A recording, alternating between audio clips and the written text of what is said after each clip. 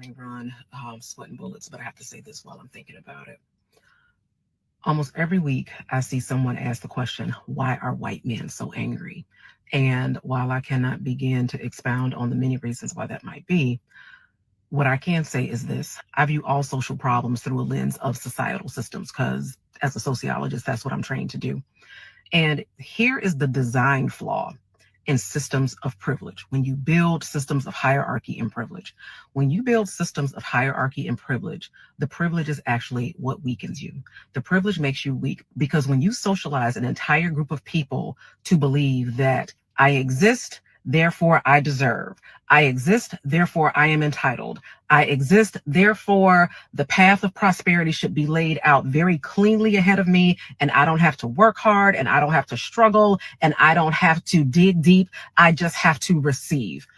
Meanwhile, you are socializing all other groups to survive with less resources, with less privilege. And so as a byproduct of their survival, they are becoming adaptable, resilient, creative, resourceful. They are developing the muscle for survival that they subsequently turn into systems for success and prosperity. Meanwhile, the privileged group is not developing these systems. And when they start to see the disenfranchised group becoming stronger, gaining opportunities, building systems of success, rather than say, hey, maybe we ought to be doing that too, no. Privilege doubles down. Privilege digs deep into the well of anger and grievance and says, you are the reason why I can't be successful. You are taking opportunities away from me and my children and generations. And so now, rather than develop the muscle of resilience, what I'm going to do now is start taking privileges away from you. And now I'm going to start taking your resources, and now I'm going to start burning your house down in hopes that you will get back to where I think you ought to be, which is underneath me.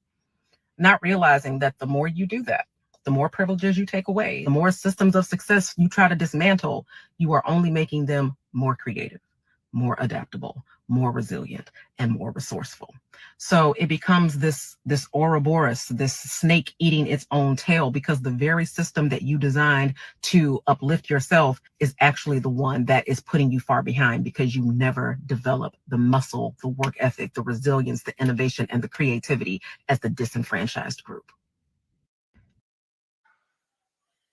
Charlie Kirk did not deserve to be assassinated. But I'm overwhelmed seeing the flags of the United States of America at half staff, calling this nation to honor and venerate a man who was an unapologetic racist and spent all of his life sowing seeds of division and hate into this land.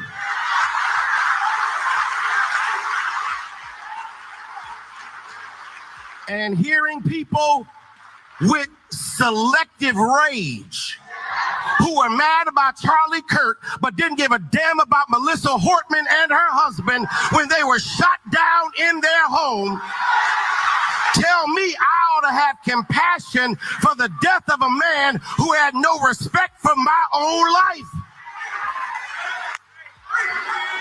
I am sorry, but there's nowhere in Bible where we are taught to honor evil. And how you die does not redeem how you lived. You do not become a hero in your death when you are a weapon of the enemy in your life.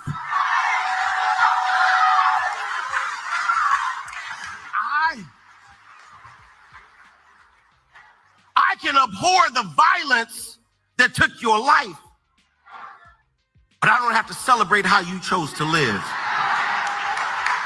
I am overwhelmed.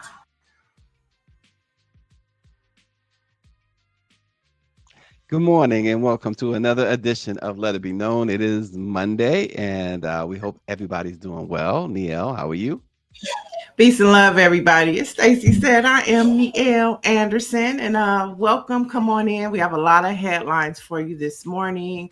We're talking about sports. good news and everything that is impacting the Black experience from near and far. And I think that that preacher gave the sermon that churches needed to hear on yesterday. I mean, he brought up so many nuggets. He said, nowhere in the Bible that we're taught evil. How you die does not redeem how you live. And at the end of it, pretty much, I think he said how we all felt. We are overwhelmed at what we see. Yesterday, we saw several football teams honoring Charlie Kirk. Black folks is overwhelmed, and I think that's one of the things that church on Sunday does for you. It speaks to how either your soul is full or perplexed. Well, I did see those tributes, and as somebody pointed out, where was that for the those lawmakers in Minnesota? That's, I mean, it's terrible that that went the way it went, ignored, and there was What was no ignored? the killings of those lawmakers in Minnesota. I'm saying from politicians on the right, Mhm. they absolutely, if they said anything, it was like, so what? I think Trump's response was, well, I mean, he didn't even go to the funeral, and he Right. said, there's nothing we can do now. Yeah, he said it was There's no selective line memory. in right. There's no line in state. There's no flying their bodies on Air Force Two.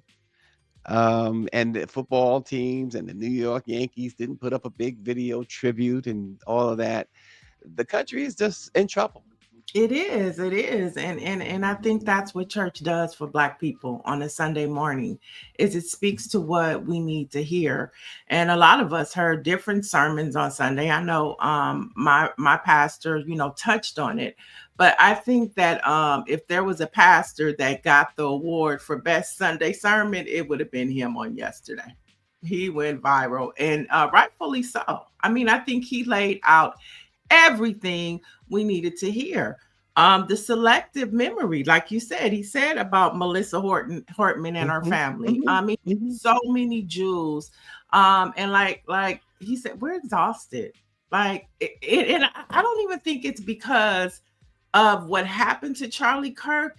It's about how America and these white people are mhm, uplifting him and comparing him to Martin Luther King and Malcolm X. And, I saw somewhere where JD Vance is hosting his show today, which is very peculiar and strange to mhm, me for so mhm. many reasons, Yeah. conspiracy reasons to say a little bit.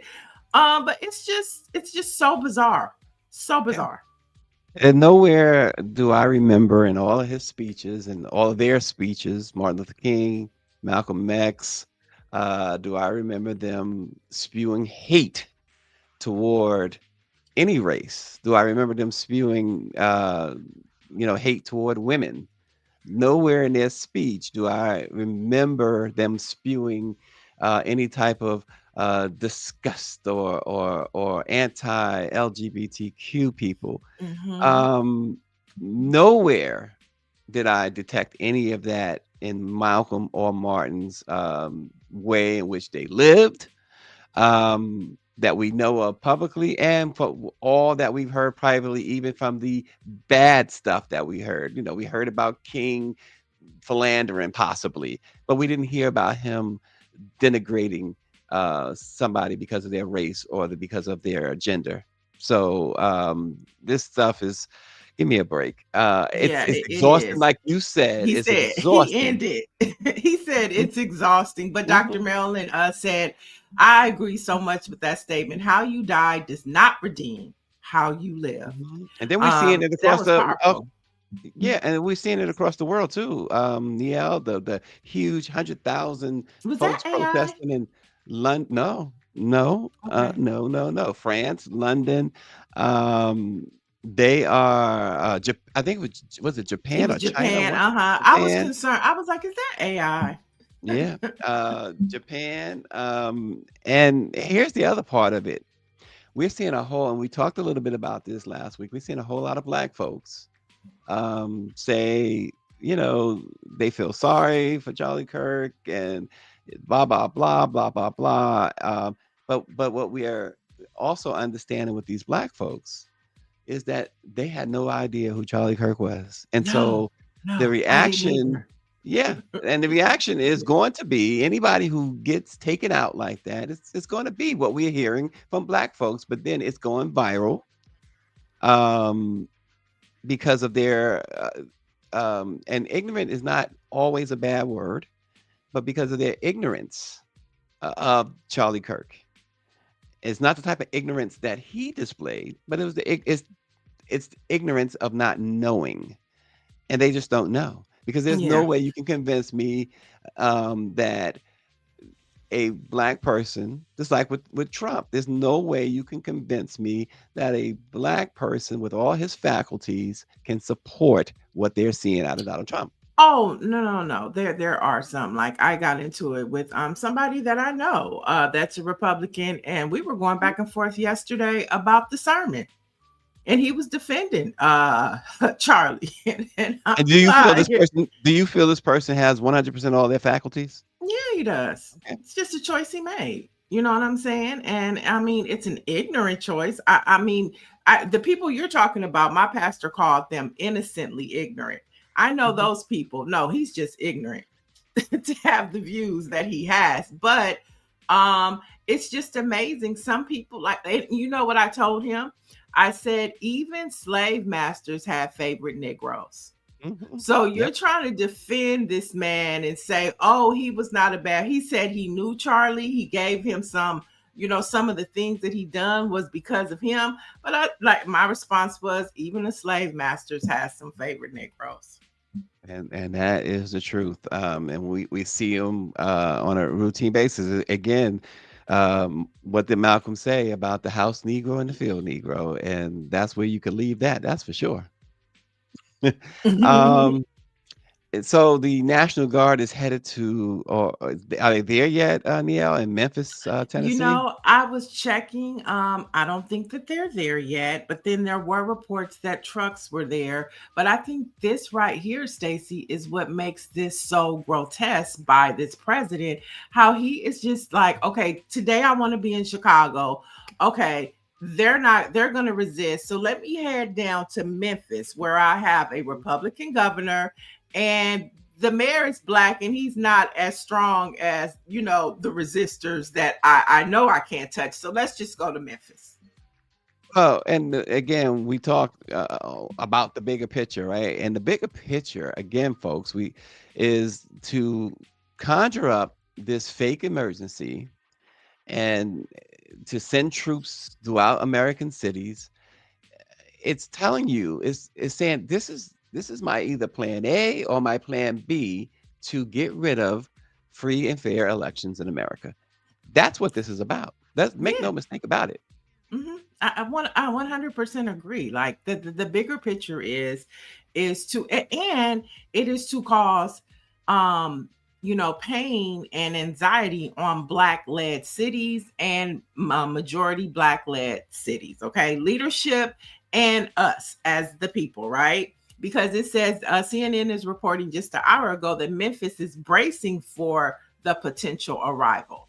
So Hmm. even like it's a threat, but what they did was Chicago was going to be a hard sell for them, not only because of the governor, not only because of the mayor, but also because some of them Black folks, we know that they are volatile. Okay. So that there's a whole scenario going on there. So let's move on to Memphis. Now, it is reported in 2024, Memphis had the highest crime rate.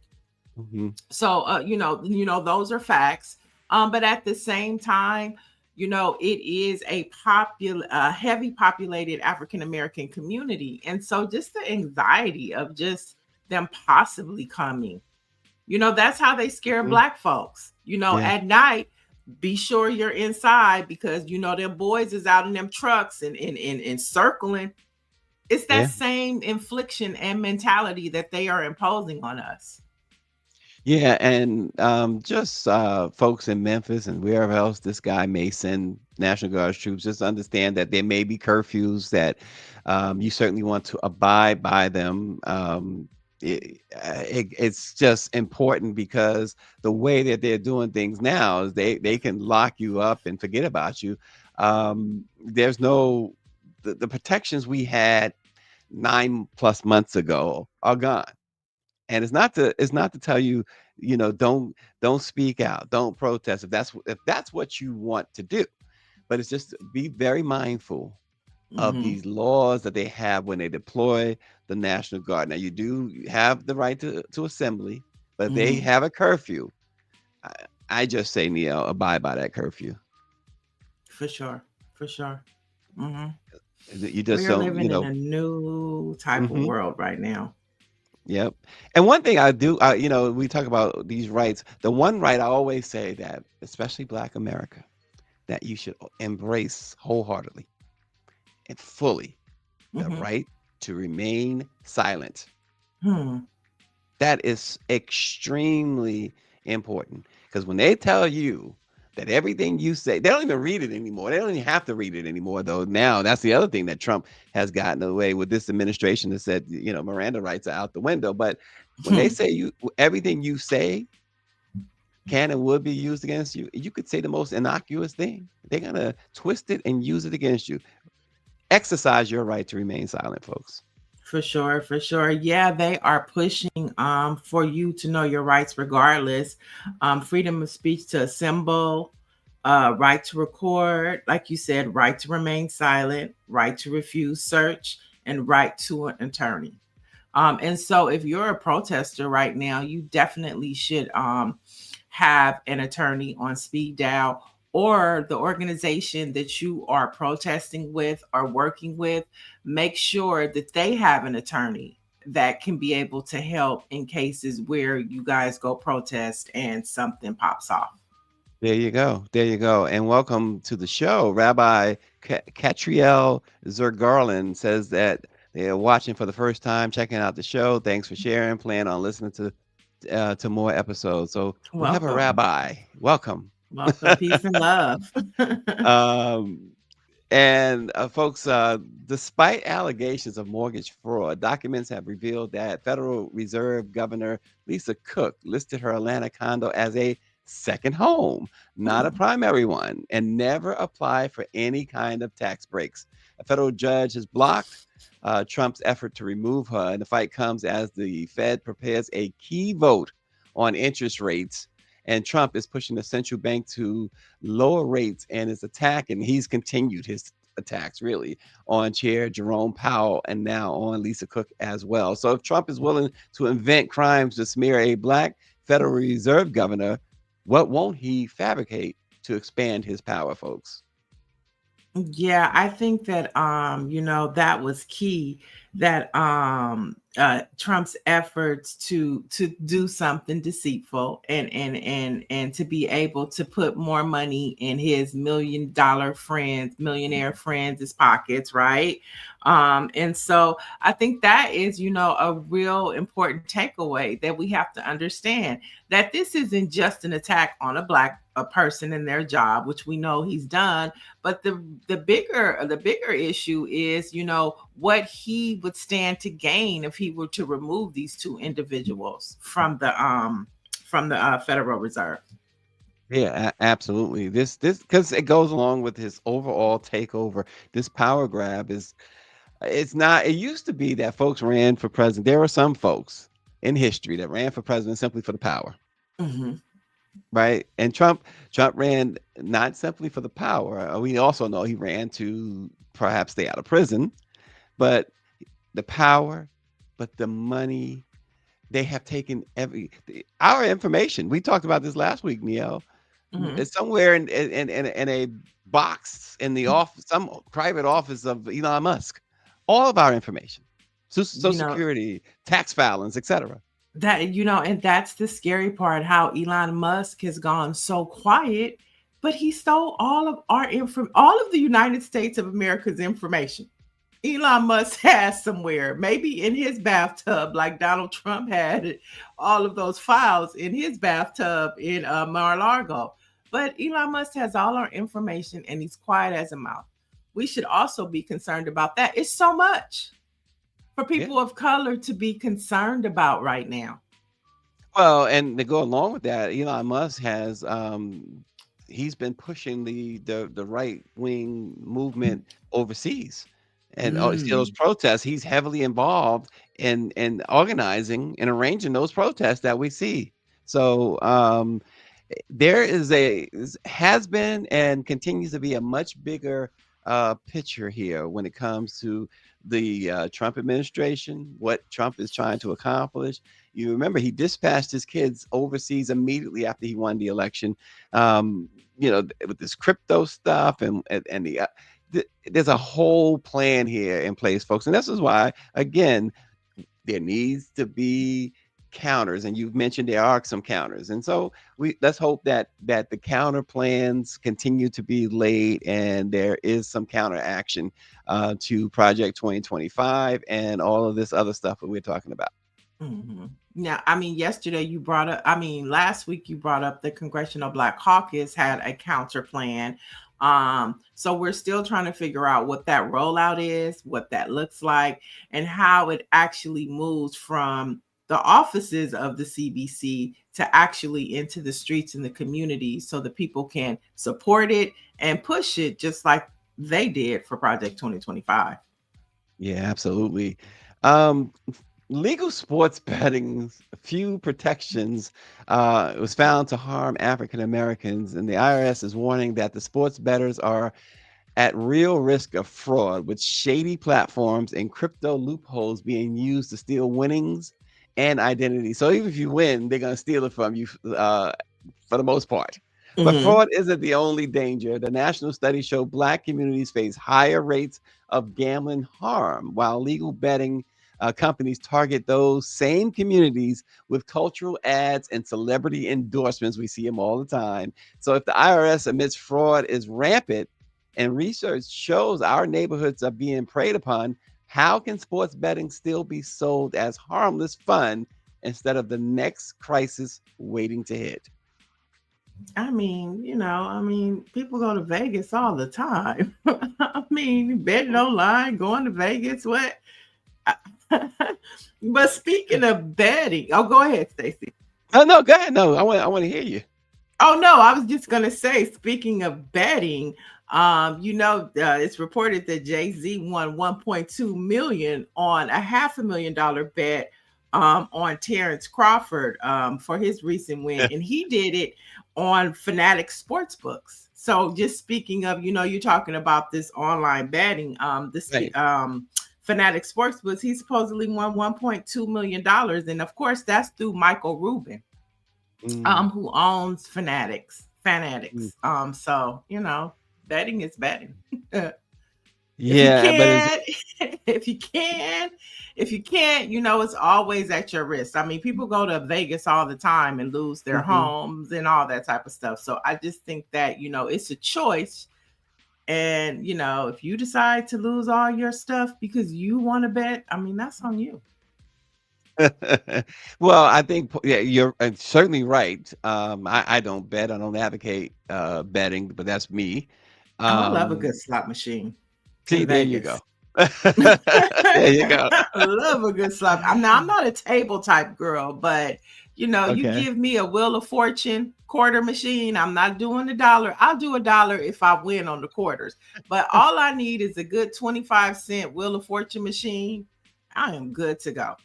Good to go. Gambling is fun. But I think the warning is that's come out though is important though for those who do the sports betting online and stuff like that. That you got to be careful. You got to know who you're. I guess you got to do some more research. Right. Because they are. You got to know who your bookie is. They are. They are. This is more prevalent in Black communities according to the IRS. So they're just telling you, hey, be smart about it if you can. What about a dice game? What about a good old fashioned dice game? Oh my God! So what happen? Oh, okay. The guys on the corner smoking some weed and throwing the dice. And No, but I think speaking of betting, I think also too it's important to bring up the Reform Alliance, which is the organization that Jay-Z helped founded with Meek Mill. They had their casino night gala over the weekend, and they raised over $20 million. I mean, everybody was in the house, Stacy. But what I found interesting, guess who else showed up at this casino night? I mean, Jay-Z, Beyonce, Meek Mill. It was hosted by Kevin Hart, Travis Scott. So many people over there. But guess who popped up? Yeah, I know Angel Reese was one. No, she was in Vegas. She was in Vegas at the fight. No, They showed her at Ivanka. some event with Jay-Z and Beyonce. She Ivanka and Jared Kushner were there.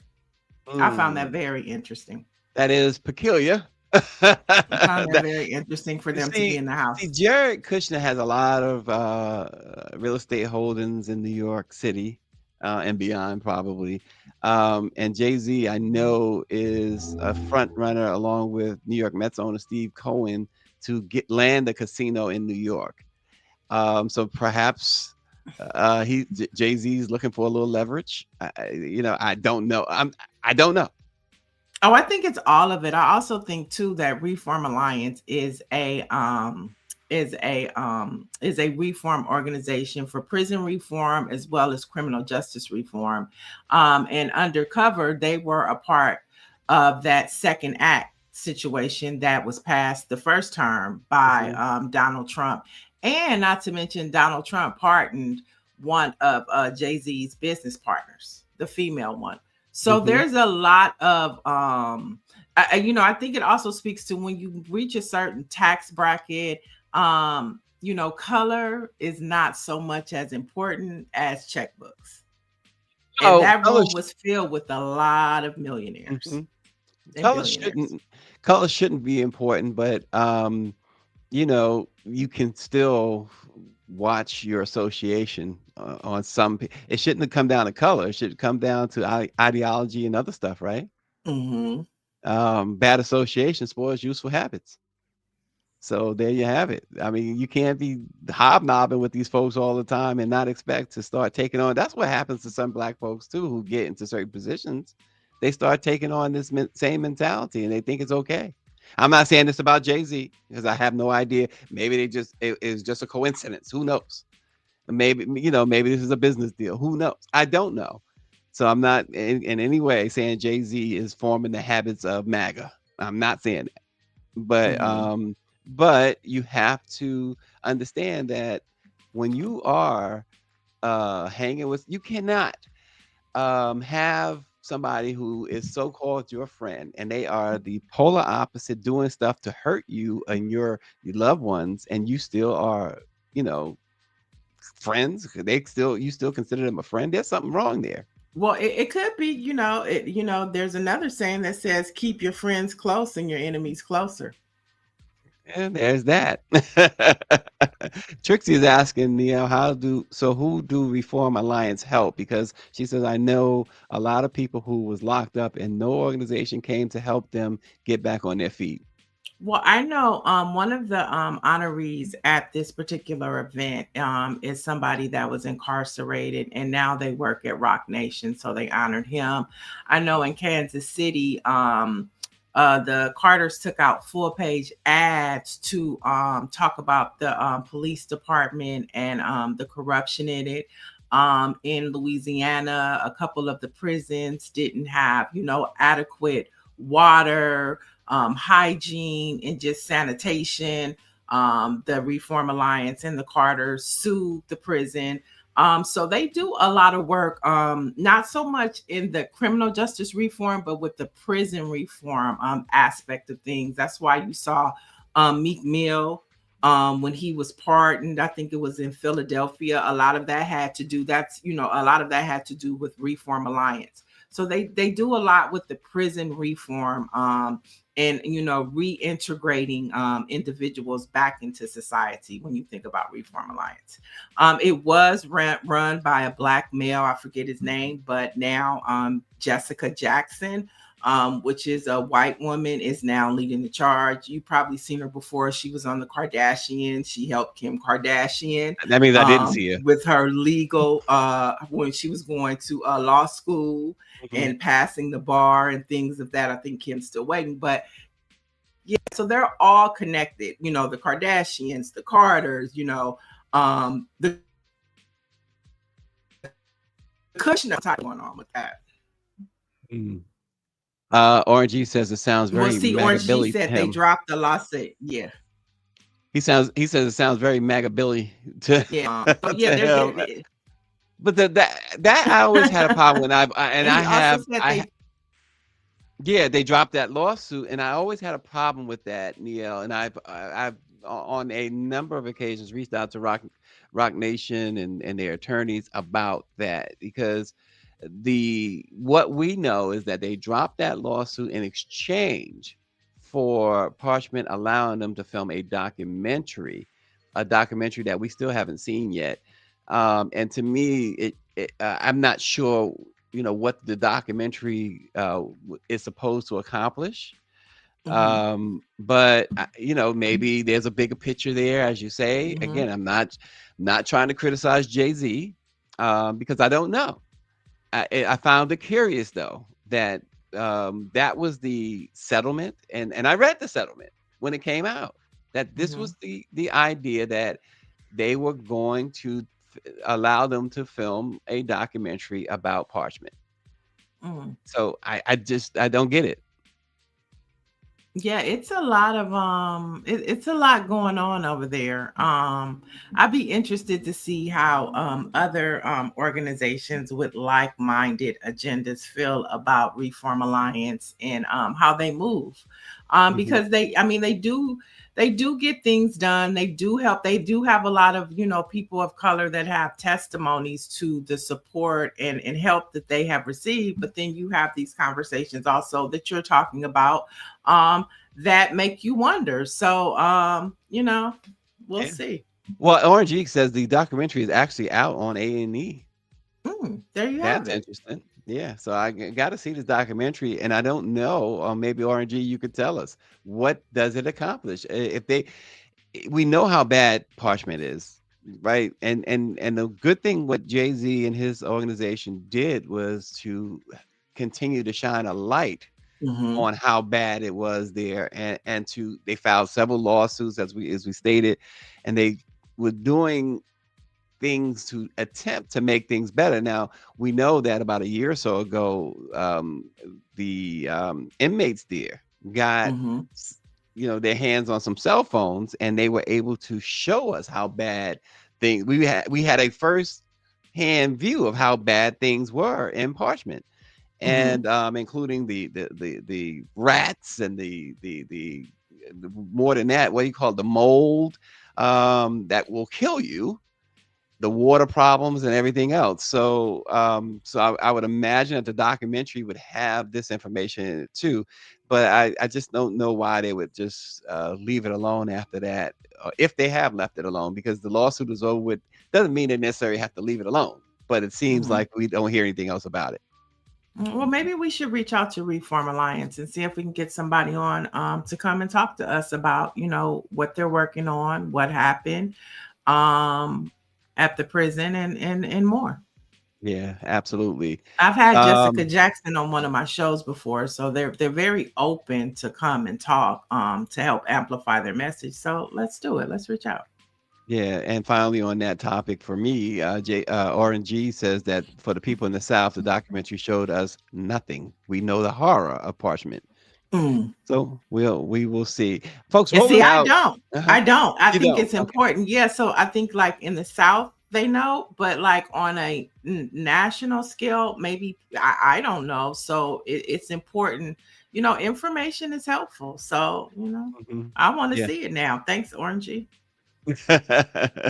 Well, and then they got all Angola down there in Louisiana. So I mean, there's another a slave plantation there too. And believe me, that's how they run it. These guys are simply slaves there. Rolling Out magazine has identified 5 money moves that could make you rich. They say you could start investing immediately, create multiple income streams, maintain spending gaps, leverage debt intelligently. And I think that part is so important, and invest in continuous learning. They say these aren't gimmicks, they're strategies for turning struggle into generational wealth. So, why aren't these things being taught in every school then, Niele? Shoot. Right. I mean, I think that's a great idea, to be able to talk to teach these things. And it's, it's like the word the pivot. It's teaching you how to pivot. 5 money Mhm. moves that can make you rich. So, life is about, the older you get, you understand it is about a pivot. And the more you know, and the more opportunities you have to go left, right, front, back, is helpful to you, on multiple levels. And so 5 money moves that can make you rich. Let's get into that pivot. What are they again? Well, they say you need to start investing quickly. Immediately is what they say. Create multiple income streams, maintain spending gaps, leverage debt intelligently, and invest in continuous learning. So, financial learning, probably. Mm-hmm. And leveraging debt, we see that even with these millionaires and billionaires, right? The properties are in their LLCs. Mm-hmm. That they when they want to go to pull money out, they're Mm-hmm. able to do it with a certain, without getting hit with certain taxes. Mm-hmm. There are if we had the time. See, that's the thing. People say you got to take time. There's so many people of color who just don't have the time, right? But if you take the time, if you are able to and really Mm-hmm. look into this stuff, there are ways in which you can leverage a lot of what Rolling Out magazine is saying here. And Rolling Out, by the way, is a member of the National Newspaper Publishers Association, the Black Press of America. Hey, love it. Yeah, absolutely. And speaking of leveraging things, how about this, Niele? Um, while politicians try to strip away Black futures, this 9-year-old Black kid from Pennsylvania just walked into college classrooms and made history. His name is Aiden Wilkins, and he's not just the youngest student at Arsenius College. He is a reminder that Black brilliance cannot be boxed in, delayed, or denied. This 9-year-old started college. Wow, that's amazing. I love these stories when we talk about how it reminds me of the song Young, Gifted, and Black. Hmm. You just continue to thrive. 9 years old though. Wow, look 9 years at old. Yeah, genius. Um, the youngest to take college courses at Ursinus, is that how you say it? Ursinus College, that. with dreams of becoming a pediatric neurosurgeon. How about that? Mm. Amazing. Yeah. Amazing. Congratulations to his family, his parents, and all those around him, in that the household he's growing up in. We can't say he grew up in because he's only 9 years old. Mm-hmm. Right, right, And right, as right. Mike B said, see, this is the problem. As Mike B said, let a conservative tell it he's a DE and I student. I mean, come on. Hmm. Goodness Hmm. grief. And Greer has a question. Should a 9-year-old Uh-oh. uh, go to college? What do y'all think? Interesting. Listen, if he is that advanced, my thinking is, I mean, I get we're not just talking about probably not just talking about the learning aspect, but if he is got that type of obviously that type of intelligence, it would do him no good to go to elementary school, as he would be about what, third grade, 9 years old. Mm-hmm. Mm-hmm. So yeah, I'd say so. I mean, it would certainly not be. He would not be a student who stays in a dorm or anything. Not my child anyway. At 9 years old. So you wouldn't. No, he You would. He wouldn't. would be. No, no, no. What I'm saying is that he wouldn't stay. He would go to classes, but he wouldn't stay in a Mm-hmm. dorm or anything like that. It would. You know. Yeah. Yeah. Here's the thing for me. These kids grow up so fast. And if I can go back and be a kid again, I think I would. So if Mhm. he could, just, maybe take some college courses, but also give him the experience of what it's like to be in school, because school is not just about education. It helps shape and develop social skills. Mm. And a lot That's of what these okay. kids are lacking social skills because of technology. Like they don't even go outside and play anymore, right? And so maybe, those social skills are more important than we've realized. Well, there's a few comments about it. Dr. Marilyn starts it off. She says, "Wow, well, you don't have to worry about him going to college parties." Mike V says he would be bored in elementary school. Shanae says the social aspect is the question. Are you making him grow up too fast? Mm, RNG says if it is free, yes, I wouldn't pay for it. Kids never pay back money for college. He's speaking from personal experience. mm, Patricia Jackson says keep teaching your children their worth. Do not allow society to define you. And Dr. Mellon says, I say no, he won't be able to go to high school reunions and he wouldn't have the same experience as a college.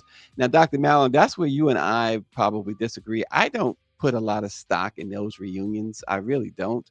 I know mm-hmm, people do. A lot of people do. I know I'm probably in the minority, but that's the past. When people talk about their 20-year, 30-year reunion or whatever, I mean, look, it might be nice to attend, see somebody, whatever you haven't seen, but that doesn't add or take away, in my view, from mm-hmm. your life. It doesn't make or break you. But nonetheless, like I said, I'm pretty sure I'm in the minority there. But the social aspect, though, Niele, is what you were talking about and what Shanae was talking about. I think that's very important. Yeah, social skills are important, and our young kids today lack them tremendously, and Yeah, it shows, and it's horrible. yeah, without question. What else you got for us this morning? So let's head to Michigan, where a judge has dismissed criminal charges against 15 Republicans accused of falsely posing as official electors for Donald Trump in the 2020 presidential election. Now, the alleged defendants met at the Republican headquarters, okay, and falsely signed documents declaring themselves duly elected and qualified electors for the state. Now, the judge decisions comes amid state level prosecutions in Nevada, Arizona, Wisconsin, and Georgia over the 2020 fake elector scheme. Now, what also makes this interesting is that the judge was a Black woman. Mm, And mm, so this mm, was huge, especially during the January 6 trials that were led by Congressional Black Caucus member Bernie Thompson. And so this is the woman that decided that the foundation of our democracy that these people tried to throw away, that they didn't have to have any repercussions for it. mm. That's a huge deal. And Elected, that's a huge deal. well, it is, and some of those election deniers are now they have some posts in the Trump administration. So, Yeah. whew, And so now you have these electors, these 15 people don't have any repercussions, don't have to be held accountable for trying to overthrow our rights. We voted. This is how, and they said no, they didn't want, our votes didn't matter. They were just gonna be fake. We white privilege. You talked about white privilege earlier today. This is what white privilege looks like. and what's lost in this, a little bit lost, is the electoral college. This stuff really speaks to that, in that folks will have a absolute fit when you say the electoral college should not in any way deviate from the votes that were cast, because folks, your what do you call it, civics or American history or whatever it is. It really comes down to you vote, and the electoral college, how many electoral votes, right, that a Mhm. person gets, a presidential candidate, whatever gets, and those individuals who carry those votes, who must cast those votes on January 6th, um, legally. There's been arguments that legally they can change it. There's never been a case where they have changed it and somebody has who had won the vote lost. But folks get all up in arms when you even suggest, as it was in 2020 or 2016 when Trump first won, there were some suggestions that maybe the Electoral College won't go along with it. Now you have these fake electors, and nobody's up in arms. They're getting jobs. They are being excused for their crimes or alleged Right, crimes. right, right, That's right. just everything that, again, just to throw in a scriptural reference, everything good is now bad. Everything bad is now good. It's horrible. Yeah, I mean, just to, You gotta it's so wonder much about the to judge, say. Niele. I mean, just like, just like those individuals we were talking about earlier. I mean, I just can't believe that she did it. But what do you guys think? Do you think it's time for us to get rid of the electoral college? Or do we like the way that, our democracy is ran? I prefer, like, let the people speak. If we vote, that's all that matters. Why do we need Yeah. this other tier of selective voters that we don't even really know who they are? Right. Right. It's like who are these people?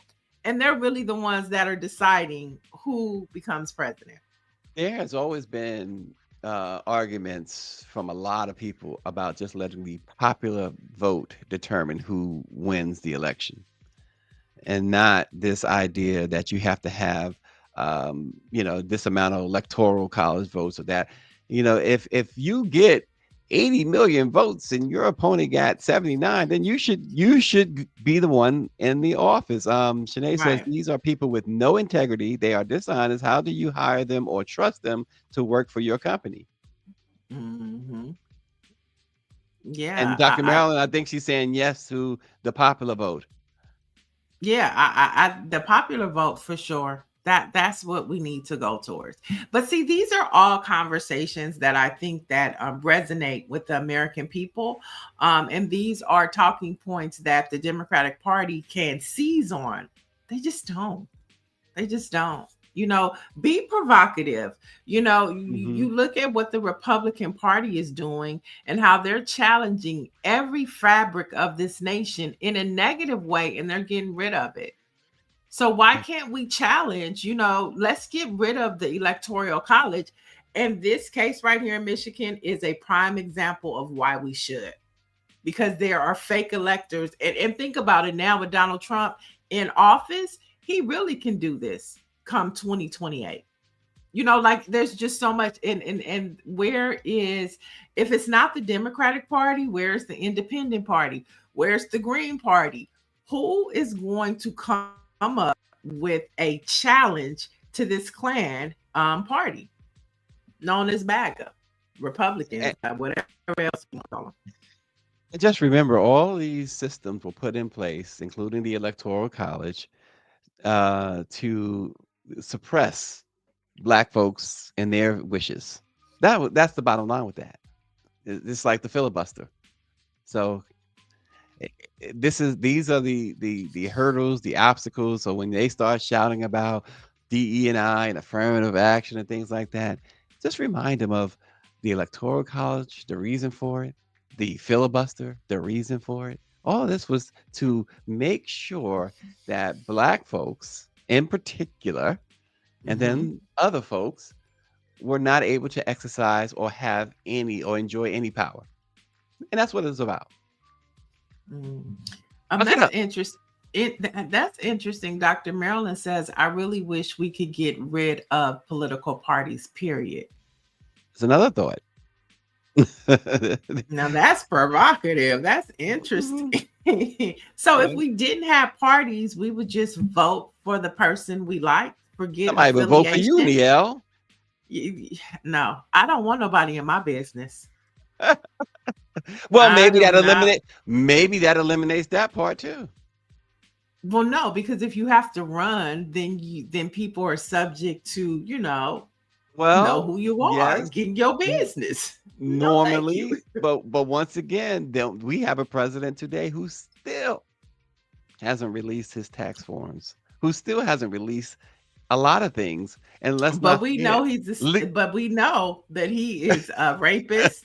He has Hold on, committed stop it. sexual assault. Allegedly. No, he was convicted No, in a again, civil case. civil, In a civil, civil, civil. But civil. yeah, but I mean, if he has to pay the money, that means that they found him guilty of those actions. I get it, not in the criminal court. I get it. Okay. But there's enough women out there that have come out. And that's my point. When you run for office, you are subject to all of your business being out there. Now, he might not have done the tax returns, but boy, we know that you are a rapist, that you like young girls because you was in them Allegedly. Say Epstein. allegedly, please. He's in those Epstein files, allegedly. But these are all of the things that we know and that we've seen in the media because he has decided to run for office. I'm not saying I've done any of those things, just to be clear, but I'm just saying your business is everybody like the Obamas. Obama is squeaky clean because trust me, if there was anything besides that tan suit, they would have came for him. Okay. That tan suit. I can't disagree with you on that when it comes to Obama, because yes, indeed, Squeaky clean. he has to be, because everybody, even so-called friends have been looking for the dirt. Yeah, So and come I on. also feel like you can get more done outside of the system. But when you're an elected, there's so many rules and regulations and boundaries that you have to work in versus if you're, a nonprofit organization or you're a lobbyist. You don't have all those restrictions. So if you're a journalist, you don't have all those restrictions. Being an elected official, it puts you too much in a box to me. The one thing that I've always had trouble with, when I have, even long before I started covering politics, but even in school or whatever, is that it always takes a lot of money to win. That's a problem to That me. too. hmm Why? You know, It's like, why are you because you have paying to. 50 million, 100 million to win a job that pays what, $400,000 a year? And before you even get to the fundraising, it's what you have to pay to file to run. You have to Mhm. pay money to file to run. Then you have to, you have to have a campaign office. You have to have staff. It's a lot. Mhm. And there have been times when I had friends that ran for office and I knew they weren't going to win. And I was so irritated that they kept asking me for money, because I'm like, I'm giving money. You're not going to win. I'm telling you, you're not going to win, but you insist on doing this and insist on wasting our money. I'm That offended that every time I open up my email and still see Hakeem Jeffries and folks, asking for donations and stuff. all the time. When, yeah, listen, go out and earn folks' support. That's all Yeah, I all gotta the say. time, all the time. Full of text messages and inboxes, emails, just Kamala calling. Here come Mhm. Barack calling. You Yeah, the know what I'm DNC saying? who doesn't give anything to black-owned media. So, and then you're gonna ask a black-owned media entity to give to you. Are you kidding me? Go away. I'm All sorry. right, let's we're Yeah, gonna keep moving. But see, look at the Pandora's box this black judge opened up by letting right. these electors free. Um, all right, but OpenAI confirms it's scanning users' chat GPT conversations and reporting the content to the police. Now, company reps state that the measure is intended to identify harmful or illegal activity, but the lack of boundaries has fueled debate about the trust and transparency. Mhm. Of course. You got that to worry about, period. But I worry about this for protesters, because this is how they find out what you're doing. This is how they are getting ahead of things that are supposed to be like your First Amendment right. You know what I'm saying? So they can use that. That's who I worry about. The protesters and the people who are resisting this Trump clan administration, Mhm. that AI and open AI will begin to turn over their information. That's why people use Signal. Now, Mm. now, the Department of the Secretary of Defense shouldn't have been on signal, but that's why apps like that are so necessary to kind of keep them out of your business. Mm. The first So, Greer says the First Amendment has been done. uh-oh. Then I don't have to say alleged.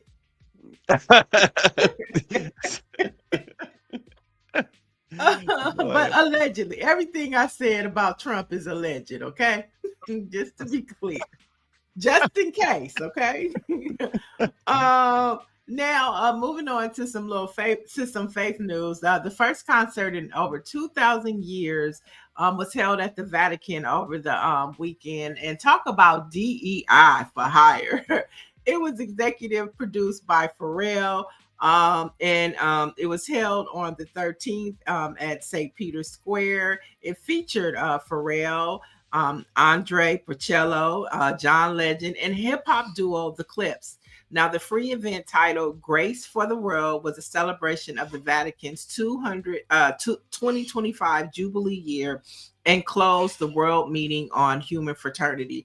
And so this was the choir that was used was a choir from Virginia, which happens to be a family member of Pharrell's. And so this is what happens when you get an American Pope.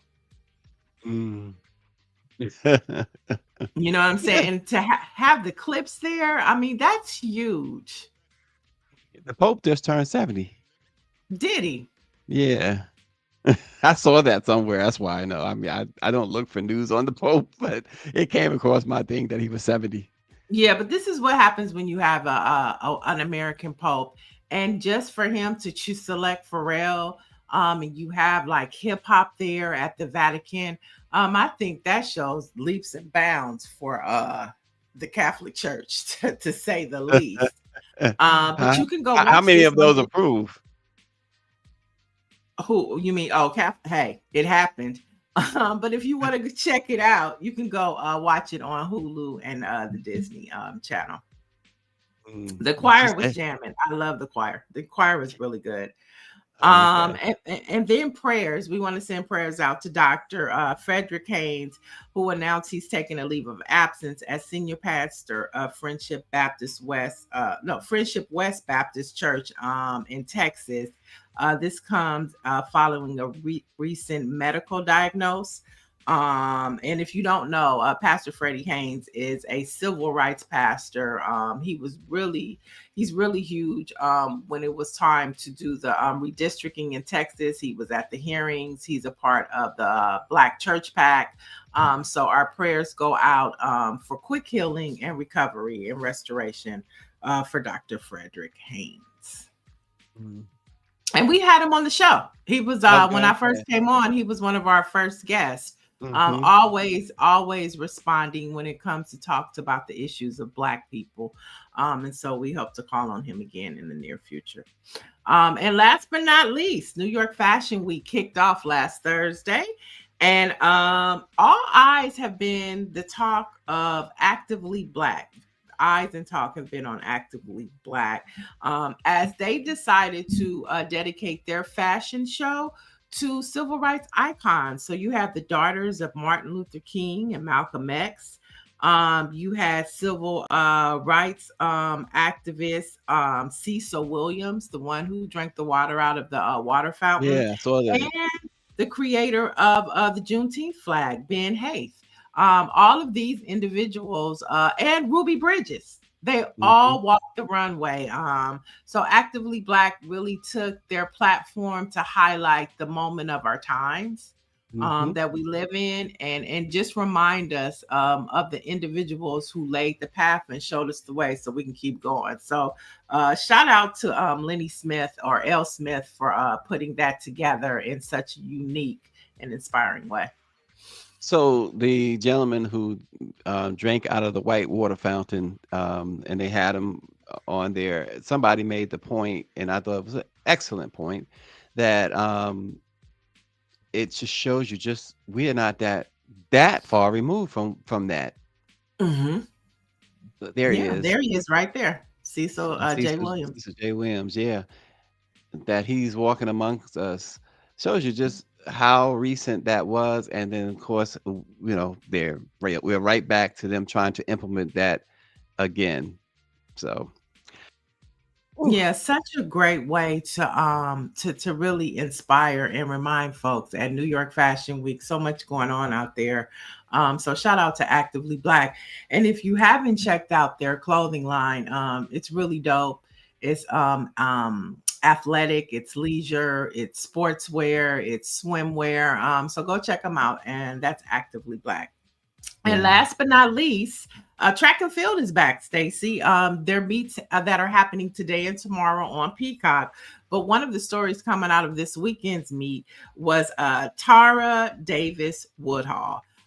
She's now added to the track and field for Olympics and world records. Now, she won the long jump. Her furthest jump was 7.13 meters. And now she's the world's best. And that happened in June of 24. So she beat that record. And she became the fourth African American woman to pair Olympic and world outdoor titles in the event. Other women include Jackie Joyner Kersee, Brittany Reese, and Tiana Madison. So congratulations to her. Yeah, Super dope. absolutely. Yeah.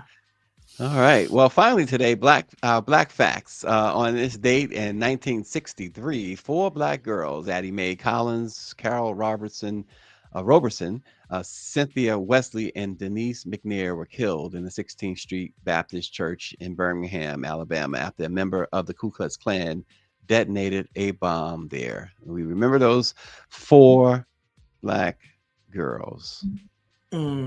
Yes, we do. Mm. I mean, yeah. I mean, and so that just lets you know that I was having a conversation with my family yesterday about the age that we should have certain conversations around my niece and nephew. And then when I saw that in the script, I was like, it's never too young, because those four young girls, they shouldn't have to deal with what was going on around them. But I'm pretty sure that they were aware of what was happening, because some of them church meetings were probably at the church. You know what I'm saying? And so young kids, Black kids, they just have to know what's happening. We can't just put on the tablet and just ignore everything that's happening around them. Absolutely. Well, folks, thanks Oh, I so have one more. oh, I oh, have you one more. got oh, you got one more. Go ahead. I'm sorry. Yeah, it's important to know that today marks a World Afro Day. If you didn't know, September 15th, it was established in 2017 by Michelle D. Leon, and it's to promote pride in natural hair, to educate the beauty and cultural significance, and to combat hair discrimination. Now, this day celebrates the Afro hairstyles and natural hair as a symbol of Black pride and liberation, which became prominent symbols of the Black is Beautiful movement in the 1960s and 70s. So happy Natural Hair Day, Black folks. There you go. Wear your natural hair. And yes, Spike Lee did do a documentary called Four Little Girls Southbound. We'll see you guys tomorrow. We run over time. Thanks for watching.